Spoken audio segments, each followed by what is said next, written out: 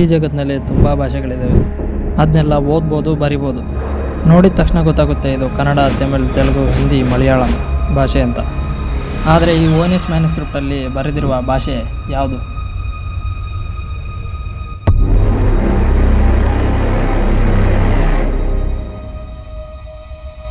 ಈ ಮಿಸ್ಟೀರಿಯಸ್ ಪುಸ್ತಕದ ಬಗ್ಗೆ ನೀವು ತಿಳಿಯಲೇಬೇಕು.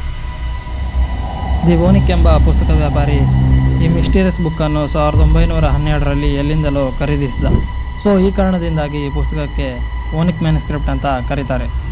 ಆದರೆ ಈ ಪುಸ್ತಕದ ಒರಿಜಿನಲ್ ಹೆಸರೇ ನಿಗೂಢವಾಗಿದೆ.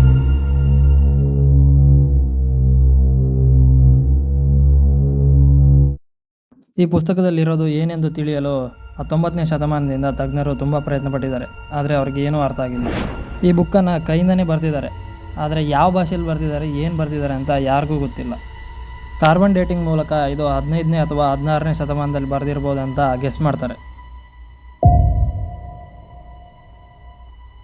ಈ ಪುಸ್ತಕದಲ್ಲಿ ತುಂಬ ಪೇಜ್ಗಳಿದ್ವು. ಆದರೆ ವರ್ಷಗಳಾದ ನಂತರ ಅದೆಲ್ಲ ಹಾಳಾದವು. ಸುಮಾರು ಈಗ 240 ಪೇಜ್ಗಳು ಮಾತ್ರ ಉಳಿದಿದೆ. ಇದರಲ್ಲಿ ಮನುಷ್ಯರಿಂದ ಹಿಡಿದು ಸಸ್ಯಗಳವರೆಗೆ ಅನೇಕ ಚಿತ್ರಗಳನ್ನು ಬಿಡಿಸಿದ್ದಾರೆ. ಇದನ್ನು ಏಲಿಯನ್ಸ್ ಕೂಡ ಬರೆದಿರ್ಬೋದು ಅಂತ ಕೆಲವರು ಹೇಳ್ತಾರೆ.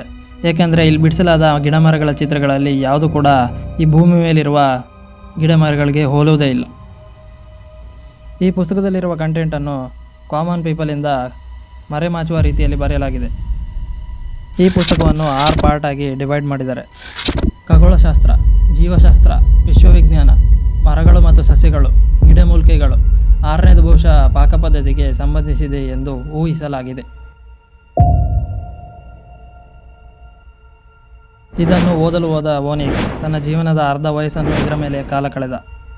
ಅವನು ಸತ್ತ ನಂತರ ಅವನ ಹೆಂಡತಿಯು ಕೂಡ ಈ ಪುಸ್ತಕವನ್ನು ಡಿಕೋಡ್ ಮಾಡಲಾಗದೆ ಸತ್ತೋದ್ಲು. ಈ ಪುಸ್ತಕವನ್ನು ಇಂದಿಗೂ ಕೂಡ ಅಮೆರಿಕದ ಗ್ರಂಥಾಲಯದಲ್ಲಿ ಇಡಲಾಗಿದೆ.